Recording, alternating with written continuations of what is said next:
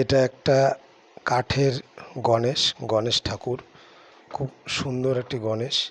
এটাকে বহুদিন ঘরে পড়েছিল, তাই এটাকে কি করে সুন্দর করব, খুব সহজেই করা যায়। প্রথমে এটা ঘষে নিয়েছি সুন্দরভাবে। ঘষে নেওয়ার পর স্প্রে করেছি, এটা শ্যাম্পু স্প্রে করা হয়েছে। তারপরে তুলি দিয়ে ভালো করে রগড়ে রগড়ে ধুয়ে নিয়েছি। আনাচে কানাচে ভেতরে অনেক সূক্ষ্ম সূক্ষ্ম পার্ট আছে। যে শিল্পী করেছেন খুব সুন্দর একটি গণেশ, এটাকে ভালো করে ধুয়ে নিয়েছি। পাশাপাশি অন্য গণেশটিকেও একইভাবে সুন্দর করে ধুয়ে নিয়েছি।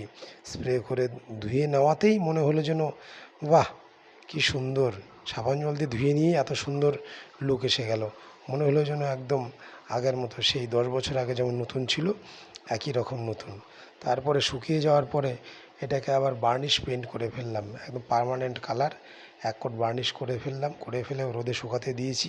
করার পরে আবার একটি বার্নিশ কোট করেছি। 2 কোট রং করার পরে দেখতে মনে হলো আগের থেকেও বেশি সুন্দর লাগছে। এত সুন্দর, বাহ, ভাবাই যাচ্ছে না, এত সুন্দর লাগছে। খুবই সুন্দর, খুবই সুন্দর।